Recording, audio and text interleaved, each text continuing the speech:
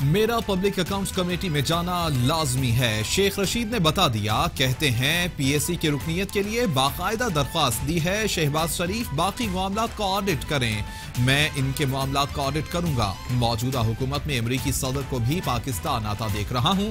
IMF की वो शराइत मान रहे हैं जो मुल्क की मफाद में हो। काफ लीग वाले कहीं नहीं जा रहे। इमरान खान ही उम्मीद के लिए आखिरी ऑप्शन है। मुझे बिलावल की फिक्र है कि उसके साथ क्या होगा। DG ISPR major general Asif Ghafoor ने कहा है कि दहशतगर्दी खत्म करने के लिए फौजी अदालतें बनाई गई थी। मिलिट्री कोर्ट्स फौज की ख्वाहिश नहीं बल्कि कौमी जरूरत थी। पार्लियामेंट ने फैसला किया तो फौजी अदालतें काम जारी रखेंगी। फौजी अदालतों में भी मुल्जिमान को सफाई का मौका मिलता है। फौजी अदालतें कायम रखनी हैं तो सियासी इत्तेफाक राय करना होगा।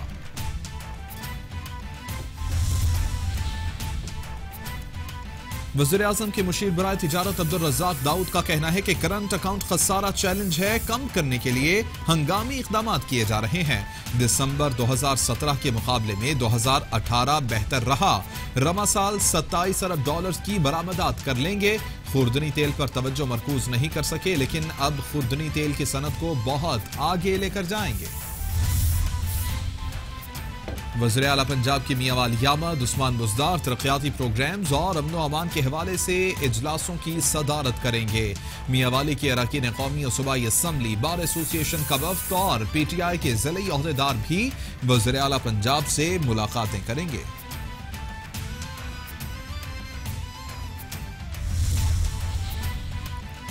मिनी बजट से कबल अपोजिशन जमातों ने हुकूमत को टफ टाइम देने का फैसला कर लिया। अहम इजलास 21 जनवरी को तलब।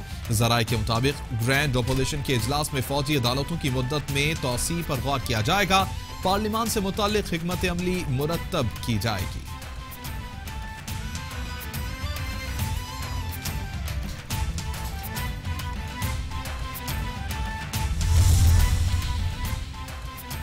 साबिका अहलिया को हिरासा करने पर DIG जुनेद अरशद सरकारी ओहदे से फारिग। वफाकी मोहतसिब कशमाला तारिक ने दोनों फरीकैन को सुनने के बाद फैसला दे दिया। फैसले को सदर मुमलिकत तारिफ अलवी ने भी बरकरार रखा। जुनेद अरशद पर अपनी साबिका अहलिया आयशा सुबहानी को हिरासा करने का इल्जाम था।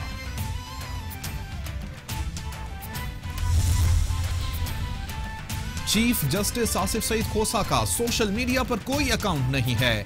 FIA को सोशल मीडिया पर तमाम जाली अकाउंट्स बंद करने और अकाउंट्स चलाने वालों के खिलाफ कार्रवाई का भी हुक्म दे दिया है। तर्जुमान सुप्रीम कोर्ट ने वजाहत जारी कर दी।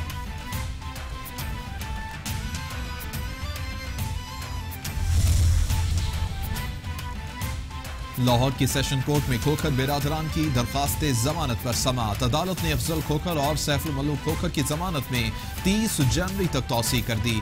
शफी खोखर की दरख्वास्त जमानत वापस लेने की बुनियाद पर निपटा दी गई।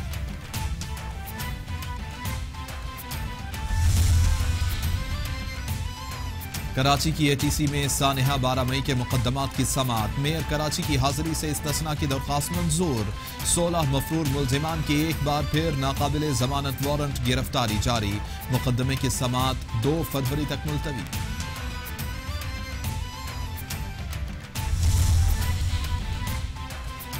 कराची की ATC में इश्तियाल अंगेज तकरीर के मुकदमात की समाअत। फारूक सत्तार, ख्वाजा इजहारुल हसन, रऊफ सिद्दीकी, रेहान हाशमी, अमजदुल्लाह, कमर मंसूर और दीगर पेश।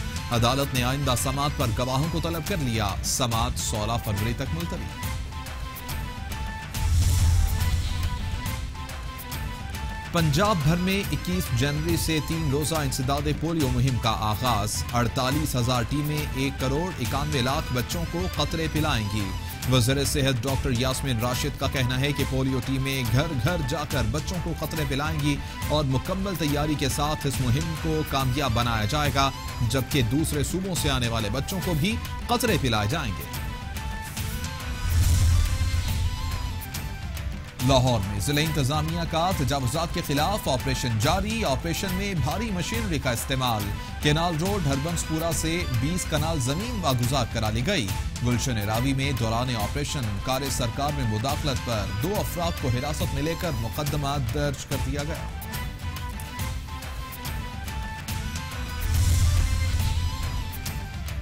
पाकिस्तान नेवी और कस्टम की पसनी की हदूद में मुश्तरका कार्रवाई, स्मगल शुदा मनशियात की भारी मिकदार पकड़ ली।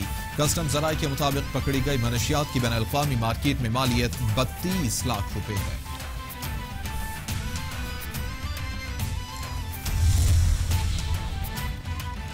अक़वाम मुत्तहिदा के सेक्रेटरी जनरल का पाक भारत मानीखेज मुज़ाकरात के लिए उम्मीद का इजहार। अक़वाम मुत्तहिदा के सेक्रेटरी जनरल ने कहा कि मैं अपने दफ्तर को दोनों मुल्कों के दरमियान मुज़ाकरात के आगाज के सिलसिले में पेश करता रहा हूँ, लेकिन अब तक कोई कामयाबी नहीं हुई।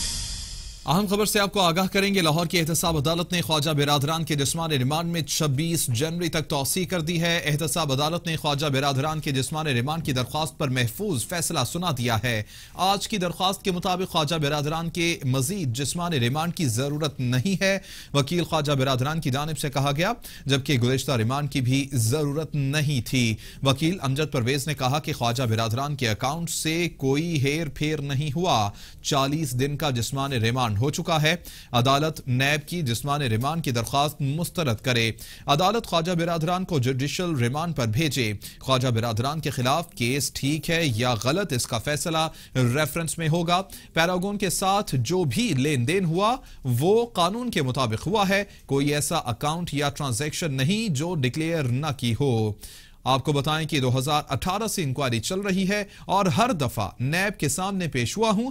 वकील ख्वाजा बिरादरान की जानिब से कहा गया, जबकि नैब के वकील ने कहा कि ख्वाजा बिरादरान के बैंक का तमाम रिकॉर्ड हासिल कर लिया गया है। इस मौके पर नैब प्रोसिक्यूटर वारिस अली जंजुआ ने कहा कि हमारी तहकीकात अभी जारी हैं। एहतसाब अदालत के जज सैयद नजमुल हसन ने केस पर समाअत की। ऊपर बहुत सारे लोग तनकीद का निशाना भी बनाते हैं और बहुत ऐसा पेंट करते हैं कि जैसे तमाम का तमाम दौर जो है वो एक स्याह दौर के तौर पर उसको सामने लेकर आया जाता है। ऑफ कोर्स इसके अंदर कुछ पॉलिटिकल पार्टीज भी हैं, कुछ सिविल सोसाइटी के लोग भी हैं।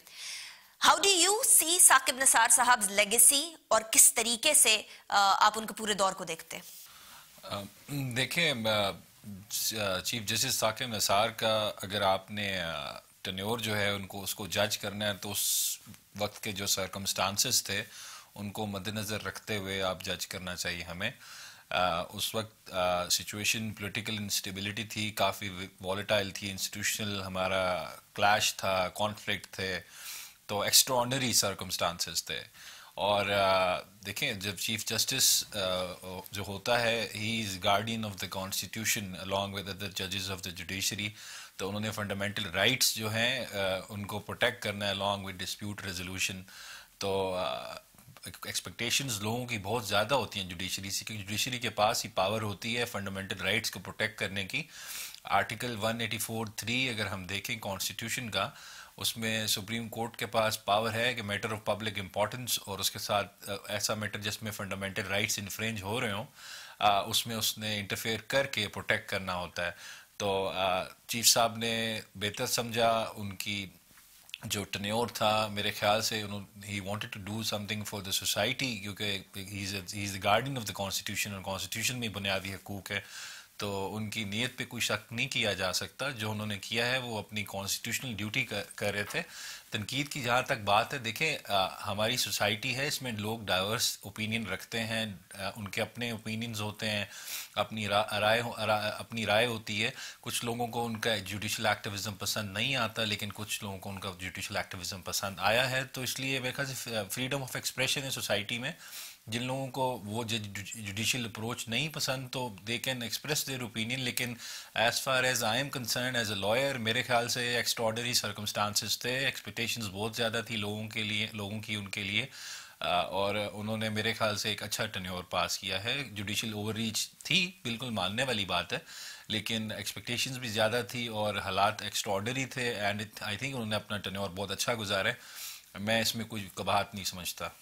राइट, परफेक्ट अबूजर साहब, बट जो तनकीद का निशाना बना रहे हैं, let me be the devil's advocate, वो यही कह रहे हैं कि जो देखिए ये अवाम दोस्त काम थे, ये चीफ जस्टिस साहब को नहीं करने चाहिए थे, ये गालिबन हुकूमत को करने चाहिए थे। और जितने भी काम, डैम की बात कर लें, दौरों की बात कर लें, गवर्नमेंट के बहुत सारे कामों को तनकीद का निशाना या उनके ऊपर एक्शन लेना वो कर लें, ये सारे के सारे जी चीफ जस्टिस साहब की डोमेन से बाहर थे।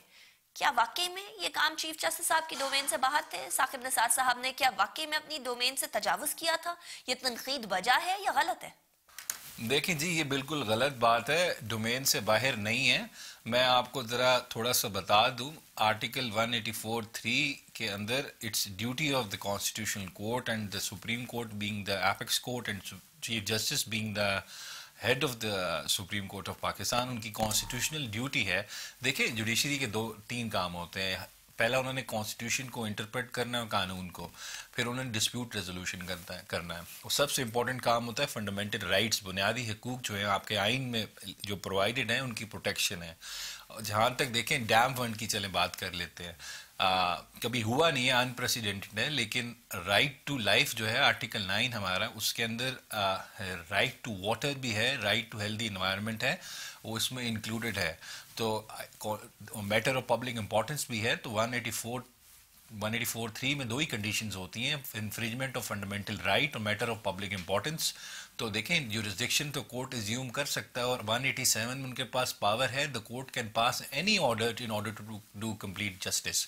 जहाँ तक हॉस्पिटल्स की विजिट है, देखिए सिर्फ एग्जीक्यूटिव काम नहीं करेगा, जुडिशियल रिव्यू का कॉन्सेप्ट बहुत पुराना है, पूरी दुनिया में चल रहा है। एग्जीक्यूटिव अपना काम नहीं करेगा, अगर कानून से बाहर जाके करेगा तो कोर्ट्स इंटरफेयर कर सकते हैं। और मेरा मानना ये है कि अगर कहीं पे फंडामेंटल राइट्स वॉयलेट हो रहे हैं और एग्जीक्यूटिव अपना काम पूरी तरह नहीं कर रहा जो उसे करना चाहिए, अगर कोर्ट इंटरफेयर कर रहा है, तो इसमें कोई कबाहत